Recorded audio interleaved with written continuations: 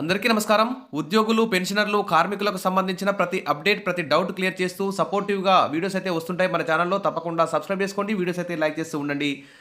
ఎన్నో ఏళ్లుగా ప్రభుత్వానికి సేవలందించినటువంటి ఉద్యోగులు రిటైర్మెంట్ అయిన తర్వాత వారికి వచ్చే పెన్షన్ అయితే చాలా దారుణంగా ఉంటుంది. ప్రస్తుతం ధరలు పెరిగి ద్రవ్యోల్బణంతో అల్లాడిపోతున్నటువంటి ఉద్యోగులకు సంబంధించి ఆ పెన్షన్ అతి తక్కువగా రావడం అయితే చాలా అన్యాయమైన చర్య.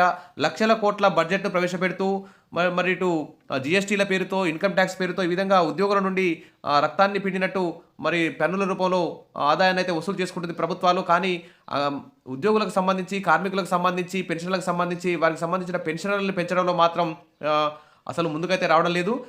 కనీస పెన్షన్ రూ. 1000 పొందే వాళ్ళు కూడా ఉండడం చాలా దారుణమైనటువంటి చర్య. కాబట్టి ఈపీఎస్ ఉద్యోగులైతే అందరూ కూడా కనీస పెన్షన్ 10,000 అయితే ఉండాలని చెప్పేసి డిమాండ్ అయితే చేస్తున్నారు. ఇక్కడ ఒక ముఖ్యమైన గుడ్ న్యూస్ చూస్తే ఈపీఎస్ 95 పెన్షన్దారులకు గుడ్ న్యూస్. త్వరలోనే హయ్యర్ పెన్షన్ అమలు దిశగా చర్యలు. ఇప్పటికే 22,000 మందికి పీపీఓలు జారీ. మరి ఈ విధంగా కేంద్ర ప్రభుత్వం ఈ ఈపీఎస్ పెన్షన్దారులకి, 95 పెన్షన్దారులకి శుభవార్తలు అందించేందుకు సిద్ధమవుతున్నట్టు వార్తలు అయితే వస్తున్నాయి. ఇందులో భాగంగా ఇప్పటికే 22,000 మందికి హయ్యర్ పెన్షన్ సంబంధించిన పే ఆర్డర్లను కూడా సైతం అందించారు. ఈ నేపథ్యంలో 78 లక్షల మంది పెన్షన్దారులకు లబ్ధి చేకూర్చే విధంగా కేంద్ర ప్రభుత్వం త్వరలో నిర్ణయం తీసుకునే అవకాశం ఉన్నట్లు వార్తలు అయితే వస్తున్నాయి. ఇప్పుడు మొత్తం వివరాల్లోకి వెళ్తే ప్రధానంగా కనీస పెన్షన్ పెంపుదల దిశగా కేంద్ర ప్రభుత్వం నిర్ణయం తీసుకునే అవకాశం ఉన్నట్లు వార్తలు అయితే వస్తున్నాయి. అయితే ఇప్పటికే ఎవరైతే హయ్యర్ పెన్షన్ కోసం అప్లై చేసుకున్నారో వారికి పే ఆర్డర్లు కూడా ఇచ్చారు.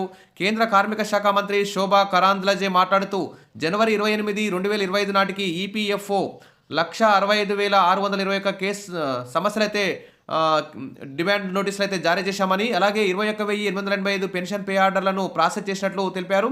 ఇక ప్రభుత్వం పెండింగ్లో ఉన్న కేసులను పరిశీలిస్తుందని, ప్రాసెసింగ్ వేగవంతం చేయడానికి ఈపీఎఫ్ఓ ఫీల్డ్ ఆఫీసులకు కూడా ఆదేశాలు జారీ చేసినట్టు తెలుస్తుంది. ఇక నవంబర్ 4, 2022 సుప్రీంకోర్టు తీర్పు ప్రకారం తర్వాత దరఖాస్తులు అయితే ఇవి పరిశీలిస్తున్నారు.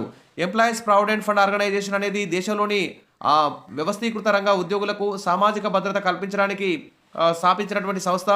ఈపీఎఫ్ఓ ఉద్యోగుల పీఎఫ్ ఖాతాలను నిర్వహిస్తుంది, వారికి పెన్షన్, బీమా ప్రయోజనాలను అందిస్తుంది.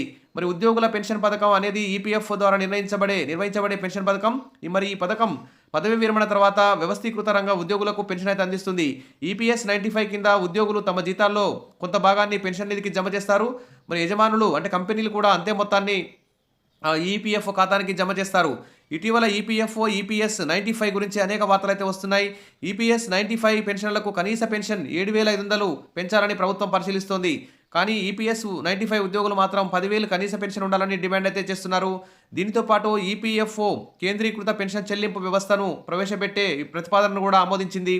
దీని ద్వారా ఈపీఎస్ పెన్షనర్లు జనవరి 1, 2025 నుండి భారతదేశంలోని ఏ బ్యాంకు శాఖ నుండైనా తమ పెన్షన్ పొందగలుగుతున్నారు. ఇది ఇలా ఉంటే ఈపీఎస్ 95 పెన్షన్దారుల సంఘం ప్రతినిధులు కేంద్ర ఆర్థిక మంత్రి నిర్మలా సీతారామన్ కలిసి తమ డిమాండ్లు కూడా తెలియజేశారు. కనీస పెన్షన్ 7,500 చేయడంతో పాటు హెల్త్, ఆరోగ్య బీమా, డిఏ సైతం అందించాలని వారైతే డిమాండ్ చేస్తున్నారు. మరి ప్రభుత్వం ఇప్పుడు ఆల్రెడీ కేంద్ర ప్రభుత్వం పీఆర్సీ కమిషన్ కూడా నియమించింది. మరి ఈపీఎఫ్ఓ, ఈపీఎస్ 95 ఉద్యోగులకు సంబంధించి, పెన్షన్దారులకు సంబంధించి కూడా హయ్యర్ పెన్షన్ సంబంధించి త్వరలోనే గుడ్ న్యూస్ చెప్పాలి. సమస్యలన్నింటినీ పెండింగ్లో ఉన్నటువంటి ఫైల్స్ అన్ని కూడా పరిష్కారం చేయాలని చెప్పేసి మరి ఈపీఎఫ్ఓ, ఈపీఎస్ 95 ఉద్యోగులందరూ కూడా కోరుకుంటున్నారు. Wish all the best. మరిన్ని అప్డేట్స్ కోసం మన ఛానల్ని ఫాలో అవుతుండండి. వీడియోస్ అయితే లైక్ చేస్తుండండి. Thank you.